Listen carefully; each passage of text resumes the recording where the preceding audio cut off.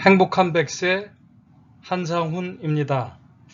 많은 분들이 5, 60대 분들이 은퇴 후 어떻게 살아야 하는지 걱정을 많이 하시지만 정작 무엇을 해야 하는지 궁금해 하시는 분들이 많이 계십니다. 오늘은 이런 분들에게 도움이 될 만한 내용으로 은퇴 준비를 위해 준비해야 할 것 중에서 엑기스만 뽑아서 6가지 내용으로 준비했습니다.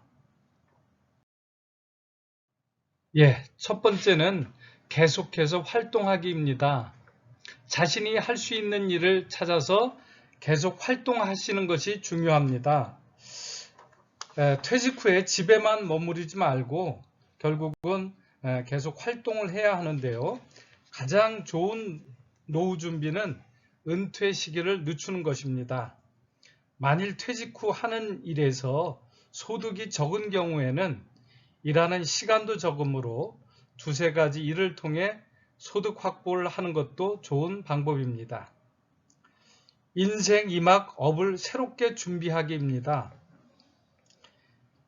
인생 1막이 주로 돈을 버는 것에만 집중을 했다면 인생 2막 업은 소득도 올리고 즐겁게 할 수 있는 일을 준비해야 합니다.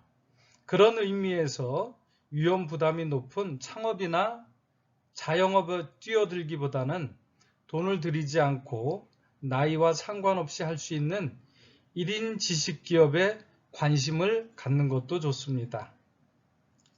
규칙적인 생활을 해야 합니다. 그런 의미에서 직장 생활할 때처럼 집을 나서야 합니다. 은퇴 후 자칫 목적의식 없는 노후 생활을 할 가능성이 높습니다. 그런 의미에서 나만의 목적과 관심사가 필요하고요.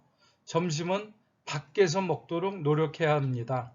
일명 집에서 삼식이 소리를 듣지 않아야 되죠. TV 시청 시간을 줄일 필요가 있습니다.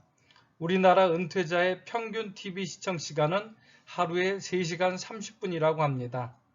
TV 시청 시간을 줄임으로써 운동, 독서 등 다른 것을 할 수가 있습니다. 둘째는 노후 자금을 확보해야 합니다. 노후에도 여전히 생활비는 많이 들어갑니다. 노후 연금 5층 만들기를 해야 됩니다. 자식보다 연금이 낮다고 했습니다. 1층은 국민연금으로 준비를 하시고 2층은 퇴직연금. 퇴직연금은 일시금으로 받지 말고 연금으로 받아야 합니다. 3층은 개인연금, 4층은 주택연금. 영모기지를 통해서 내 집에 살면서 노후 생활비를 마련할 수가 있습니다. 5층 인생 2막 업을 통해 보람도 찾고 여유 있는 노후를 보낼 수가 있습니다. 은퇴를 하면서 달랑 집 한 채가 전부인 사람이 많은데 이 집을 활용하는 방법입니다. 그래서 주거비를 낮춰서 노후 자금을 확보해야 합니다. 큰 평수를 작은 평수로 다운사이징을 통해서 자금을 확보하든지 강남에서 사시는 분은 강북으로 수도권에서 사시는 분은 지방으로 이사를 하면은 노후 자금을 확보할 수가 있습니다. 현금 흐름을 만들기입니다. 노후에는 아무래도 현금 흐름이 안 좋은데 이렇게 주거비를 낮춘 비용으로 현금이 돌 수 있도록 임대 수익을 확보하는 것이 좋습니다. 세 번째는 규칙적인 운동하기입니다. 돈을 잃으면 조금 잃는 것이요, 명예를 잃으면 많이 잃는 것이요, 건강을 잃으면 전부를 잃는다고 했습니다. 그래서 건강관리가 최우선 되어야 됩니다. 사람은 인생에서 3번 팍 늙는다고 합니다. 34살 때, 60살 때, 78살 때 크게 건강이 떨어진다고 하는데 60세에 건강을 잃지 않도록 해야 합니다. 또 정기적인 건강검진을 받아서 큰 병을 조기에 발견하여 예방을 하고 하체 관리도 중요합니다. 그래야 내가 나중에 가고 싶은 곳을 갈 수가 있고, 치아 관리도 중요하죠. 호랑이도 이빨이 빠지면 종이 호랑이로 전락하듯이 치아 관리는 나이가 먹어서 중요하고 또한 맛있는 것을 먹을 수가 없습니다. 돈이 많이 들지 않는 운동을 하도록 하는 것이 좋습니다. 아무래도 골프는 돈이 많이 들기 때문에 하루에 만보 걷기, 등산, 자전거 등이 좋겠습니다. 또 부부가 같이 할 수 있는 운동인 배드민턴이나 탁구는 부부가 마주보고 할 수 있기 때문에 최상의 운동입니다. 네 번째는 다양한 사람들과의 관계 맺기입니다. 은퇴 후 인간관계가 노후 행복을 좌우합니다. 은퇴 후 관계의 중심은 은퇴 전에는 일터에서인 직장 동료에서 퇴직하게 되면은 가정의 배우자, 또 친구, 이웃으로 변화가 됩니다. 부부 관계에서는 퇴직 후에는 가사노동의 분담도 필요하죠. 그래서 설거지나 청소, 간단한 요리 등은 남편도 같이 해야 합니다. 은퇴 후 최고의 친구는 배우자가 돼야 됩니다.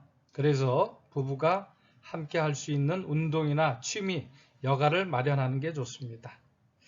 친구는 행복도를 증가시킨다 합니다. 와인과 친구는 오래될수록 향기가 나죠.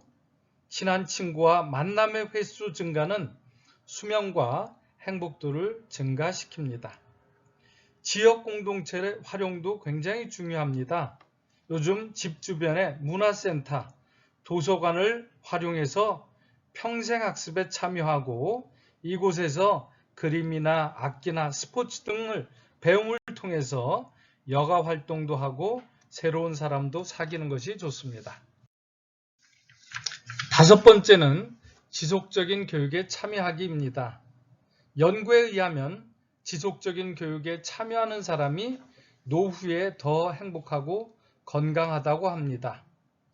현대인에게 필수품이지만 50대, 60대가 좀 서투른 스마트폰, SNS, 컴퓨터 교육을 통해 자신의 역량을 강화하고 또 자신이 하고 싶은 분야를 새롭게 배우는 것은 삶의 질을 향상하고 새로운 인적 네트워크를 확보하는 좋은 기회가 됩니다.